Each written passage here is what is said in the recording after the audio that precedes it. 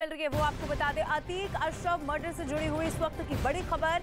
Police हिरासत में हत्या के मामले में दाखिल जनहित याचिका पर सुप्रीम कोर्ट आज सुनवाई करेगी।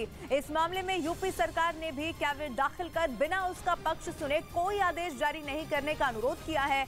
इस मामले में दाखिल जनहित याचिका में दोनों हत्या के मामले में सुप्रीम कोर्ट के सेवानिवृत्त जज की अध्यक्षता में स्वतंत्र विशेषज्ञ कमेटी से जांच कराने की मांग रखी गई है।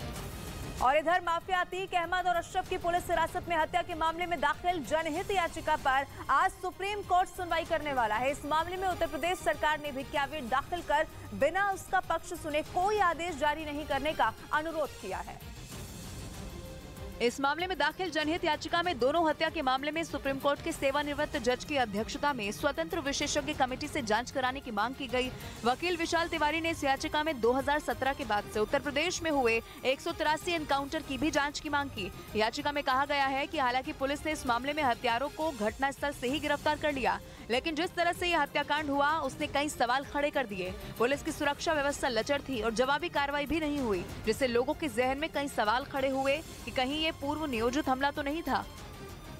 और इसी के साथ ही याचिका में 2020 के विकास दुबे एनकाउंटर का भी जिक्र करते हुए ये कहा गया कि पुलिस के ऐसे कदम से लोकतंत्र को खतरा है। पुलिस जब डेविल बन जाती है तो कानून का राज खत्म हो जाता है और लोगों के दिमाग में पुलिस के प्रति डर पैदा होता है, जिससे लोकतंत्र को खतरा है। लोकतांत्रिक व्यवस्था में अपराध की अंतिम सजा देने का अधिकार पुलिस को नहीं है। सजा या दोषी केवल अदालत ही ठहरा सकती है। विकास दुबे हत्याकांड में हालांकि रिटायर्ड जज BS चौहान की अध्यक्षता में 3 सदस्यीय कमेटी ने जांच की थी और उसने पुलिस के प्रति किसी तरह की गलती नहीं पाई थी, लेकिन याचिका में उस जाँच रिपोर्ट पर भी सवाल उठाए गए। उत्तर प्रदेश के प्रयागराज में अतीक के ससुर के घर हुई छापेमारी में पुलिस को एक डायरी मिली जिसमें अतीक से जुड़े कई कारोबारियों और मददगारों के नाम हैं। और सूत्रों के मुताबिक इस डायरी में अतीक के काले कारोबार और अपराध का पूरा चिट्ठा है। हर उस कंपनी का जिक्र है जिसके जरिए अतीक ने अवैध तरीके से दौलत जुटाई। इसमें गुजरात, राजस्थान, मुंबई, मध्य प्रदेश और दिल्ली में मौजूद अतीक की बेनामी कंपनियों का जिक्र है। इसके अलावा उसके रियल एस्टेट और होटल के कारोबार से जुड़े लोगों की भी जानकारी लिखी है।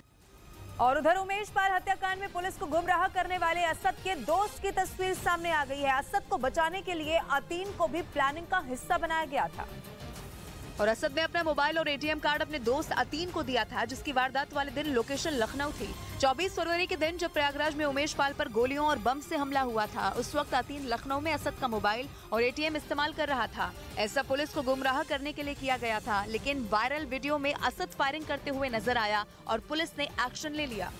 और इधर उमेश पाल हत्याकांड के बाकी फरार शूटर्स की तलाश भी अब बहुत तेज हो चुकी है। शूटर साबिर की तलाश में भी पुलिस लगातार दबिश दे रही है। ऐसा दावा किया जा रहा है कि साबिर जल्द ही STF के हत्थे चढ़ सकता है। और इस बीच अतीक का सबसे भरोसेमंद गुरगाह शूटर साबिर की तस्वीरें सामने आई हैं। तस्वीर के सामने आने से पुलिस को अब उसे पकड़ने में मदद मिल सकेगी। प्रयागराज शूटआउट के बाद से साबिर फरार है। पुलिस ने साबिर पर 5 लाख का इनाम भी घोषित किया है। ऐसा दावा किया जा रहा है कि साबिर हत्याकांड के बाद 4 दिनों तक प्रयागराज में ही छुपा हुआ था। ये 10 तस्वीरें शूटर साबिर की हैं, जो उमेश पाल शूटआउट कांड के बाद से फरार है। अतीक का सबसे भरोसेमंद गुरगाह है, इस पर 5 लाख का इनाम है। माना जा रहा है कि जल्द ये भी STF के हत्थे चढ़ सकता है।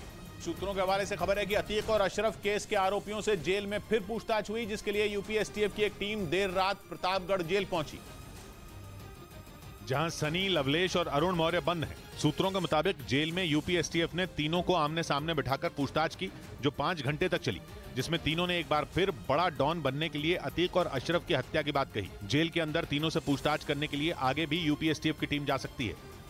और उधर अतीक अहमद के दफ्तर में खून मिलने के मामले में पुलिस ने शाहरुख नाम के आदमी को गिरफ्तार कर लिया है। आरोप यह है कि अतीक के दफ्तर में मिला खून उसी का हो सकता है, लिहाजा पुलिस ने उसे गिरफ्तार कर लिया। जानकारी के मुताबिक शाहरुख अतीक के दफ्तर में चोरी के इरादे से दाखिल हुआ था। इस दौरान उसे चोट लग गई, जिसमें खून बहने लगा। इसके बाद उसने वहां पड़े कपड़ों से खून साफ किया। अतीक के दफ्तर में चोरी के लिए शाहरुख अपने एक साथी के साथ गया था, जो दफ्तर के बाहर निगरानी कर रहा था। पुलिस ने शाहरुख के बयानों की जाँच के बाद उसे गिरफ्तार कर लिया है, जिसके बाद पुलिस उसके साथी की तलाश में भी जुट गई। कुछ दिनों पहले पुलिस को अतीक के दफ्तर से खून के धब्बे मिले थे, जिसकी जांच में सामने आया था कि वो इंसान का ही खून था। ब्रेक के बाद लौट रहे हैं।